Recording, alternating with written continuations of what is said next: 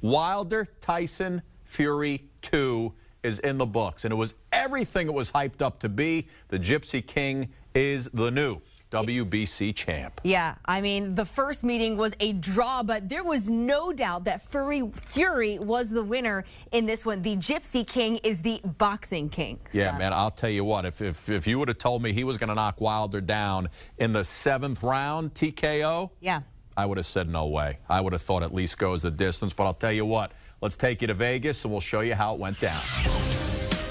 The 6th heavyweight title fight between unbeaten champions in history taking place on Saturday night. The Gypsy King, Tyson Fury, 29-0 and 1 record, with only draw being the epic first fight with that man, the WBC champ, the bronze bomber, Deontay Wilder, knocked out every man he's faced besides Fury. 2 big men in that ring. Late round 3. Watch this. Fury lands a right hand that clips Wilder and drops him down. And I'll tell you what, Fury looked very confident right from the outset. Round 5, Fury, nice combination, ends with a body shot that drops Wilder. Fury's left hook digs into the body of Wilder right there. Oh, man, that's a kidney shot. Late round 6, Fury with Wilder up against the fence. Seems to lick the neck of Deontay Wilder, trying to lick the blood. Is he a vampire all of a sudden? Round 7, Fury backs Wilder into the corner of the ring. Wilder's corner throws in the towel. You can see the towel coming in right behind Tyson Fury. So Tyson Fury claims the WBC heavyweight champion, retains his lineal heavyweight title, as well as his undefeated record. So here's the notes from Vegas. If you had Fury on the money line, it was plus 125. If you took Fury in round 7, it was plus 3,800. That's not bad, right? 38-1. And Fury, if you took him by a TKO, you were looking at plus 350. So it's Tyson Fury who takes matchup number 2 against Deontay Wilder. All right, well, it was one of the biggest rematches we have seen in some time, and it did not disappoint. Tyson Fury takes out Deontay Wilder. TKO, 7th round. Wilder's corner throws in the towel.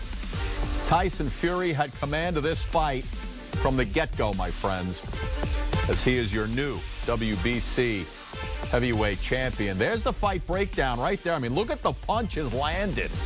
82 for Fury, 31 for Deontay Wilder. The punches thrown, 2 knockdowns. Wilder could not muster up anything in this fight as Tyson Fury just total domination in the rematch. Definitely looking forward to a 3rd.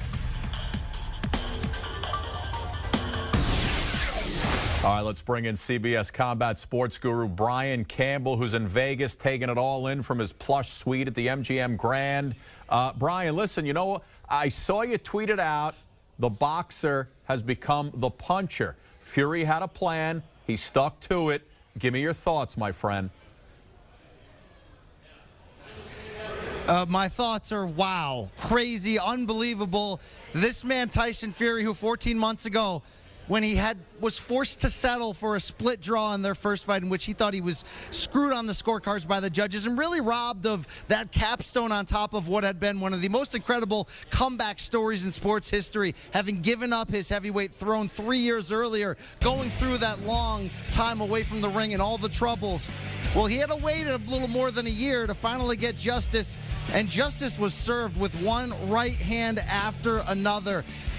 You kind of got to pinch yourself, and this is a remember where you are type of night, because Tyson Fury really just achieved full folk hero status, going in there against not just the biggest puncher of our day, but a man in Deontay Wilder who had knocked out every single person he had faced, with the exception of Tyson Fury, who was being called quite possibly the biggest puncher in boxing history. And Fury, known much more, of course, at 6'9", for his slinky, slick defensive skills, did exactly what he claimed 2 months ago when he brought in new trainer Sugar Hill Stewart, wanted to revive that old Kronk gym style that the late Emmanuel Stewart made famous. He sat down on his punches. He leaned all over Wilder. He wore him down. It was one-sided. It was brutal. The towel eventually got thrown in.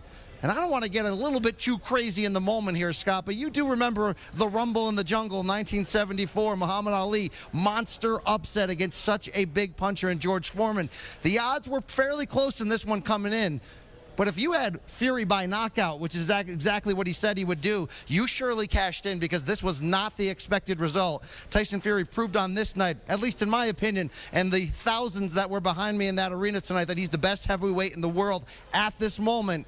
And he may be one of those special all-timers before his career is done. Yeah, if you had Fury in round 7, that went off at 38-1, and Fury by KO was a plus 350. I know, listen, you picked him earlier on Saturday. And, Brian, listen, you know, it seemed like this was a continuation of the first fight, really, right? Fury came on in that last round after he got knocked out in the first fight in the 12th round, and it looked like he just brought that same strategy to Vegas on Saturday night.